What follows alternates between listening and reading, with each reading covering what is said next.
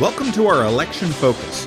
With so many races and so many candidates jockeying for position in the upcoming primary, we weren't able to get the in-depth conversation that we had during the Annapolis city election. So this time, we're shaking it up a little bit. We identified key challenged races and invited all of the candidates to pitch us. In each 10-minute recording, we present a single question to the candidate. I am a new voter. Why should I vote for you? And after that, the candidate has up to 10 minutes to pitch themselves, and if they run out of time, we hang up on them. It's very simple and mildly therapeutic. Joining us today is Stacie MacDonald, who is a Republican running for the House of Delegates in District 33. Why would I want to vote for you? I'm Stacie MacDonald, and I think we can do better in Annapolis. I'm not a career politician, and I'm not taking money from any PAC, special interests, businesses, developers, or anyone who could influence me other than my voters. So I'm a very different kind of candidate running, unlike any other candidate running in District 33. My district is very broad. It pretty much goes from Crofton all the way to the Bay. So it includes Crofton, Cape St. Clair, Arnold, Severna Park, Millersville, part of Severn, St. Margaret's and Whitehall Road areas, and Crownsville down General Highway to nearly Bestgate, as well as Davidsonville and a portion of Riva. It's a very gerrymandered Republican district, so it's important you vote in the primary. That's where the election is decided. I decided to run looking around at our quality of life here. I love the water, the trees, the semi-rural lifestyle, and I think we have increased congestion on our streets. I want to keep it nice for us to live in. And what I noticed is our state delegates could be doing more. In the last several years, congestion, traffic, it's all gotten worse. And that includes on our state roads like Route 2, 3, General Highway, the 50. I don't see anything going on to improve that. Meanwhile, I see a ton of development going on that just increases congestion.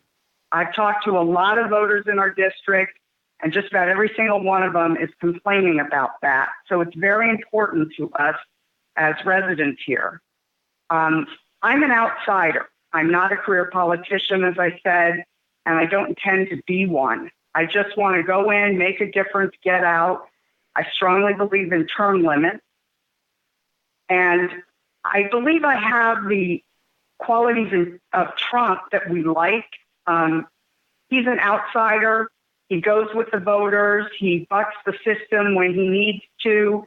He's not easily influenced by things he shouldn't be influenced from.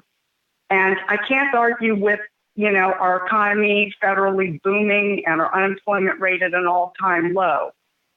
As a result, I am paying for my own campaign, and I can vote the way my constituents want. I'm also going to devote full time to being a delegate, unlike the other candidates. Fortunately, I'm able to do that to give great constituent service, like Kathy Vitale, who had this seat before me, who everybody talks about giving great service. I can do the same. Now, Kathy Vitale got appointed to a judgeship by Governor Hogan, which is great. Then the local Republicans recommended that a male fill her seat. So we now have 3 men as delegates, and we have no females on the council, by the way, no female delegates in District 33, pretty much in Anne Arundel County, period. Very few. Only a Republican running out of 7.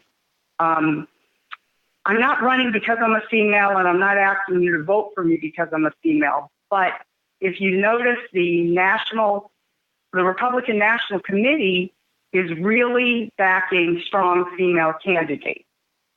They put in a training program for us. They've done a lot to try to encourage running. They see that as part of the future of the party. And I want to be part of that. I'm very qualified for the job, probably more so than most of the men running. I've been an attorney. I've been a legislative counsel, which means I've drafted and seen laws passed through a legislature. I came to Maryland, bought a failing business, and turned it around within 2 years, quadrupled employment and revenue, which is exactly Hogan's dream for this state, for people to come in, invest in the state, make money, and stay here, pay more taxes. But I also would like to see businesses thrive more. And one of the big problems here is heavy-duty, needless regulation. It's also a lot of fraud that goes on that I see that I'd like to clean up in order to pay for good things, like for increased teacher salaries. We need to find that money somewhere, and I don't want to raise taxes and fees. Well, you can find a lot in the waste that goes on. So I own an assisted living facility taking care of primarily dementia patients, and I take them in with their pets, and I let the pets stay for free. If the people pass away, I actually keep the pets at my own cost unless the family would like them. 5 minutes. And in that business, I would like to increase it, but I'm very strangled.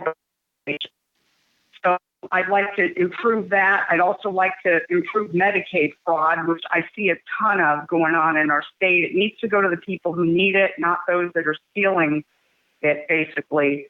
I'm the only candidate to come out fully against the Crownsville Hospital large development plan.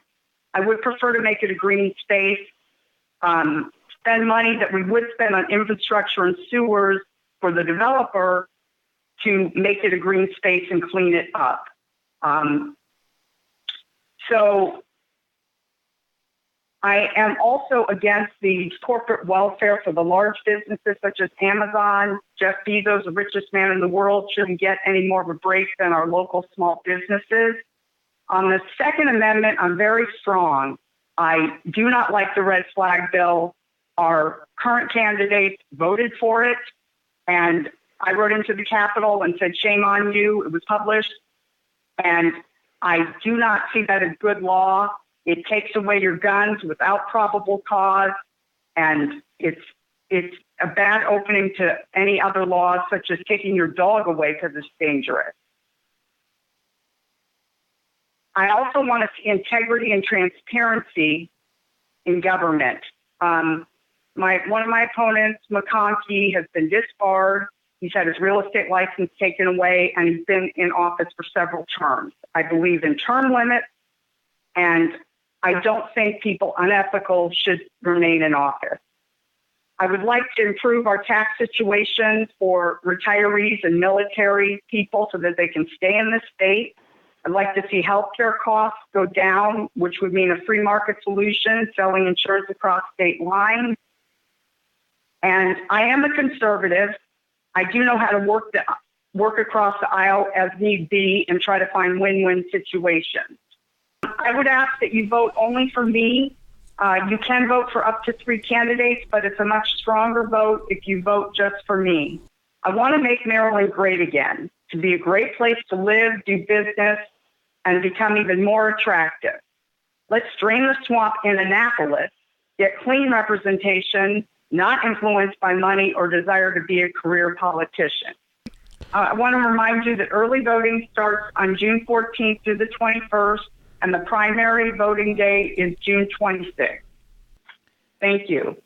For more information on Stacie MacDonald, please visit her website, electstaciemacdonald.com, and I will spell that. It is electstaciemacdonald.com.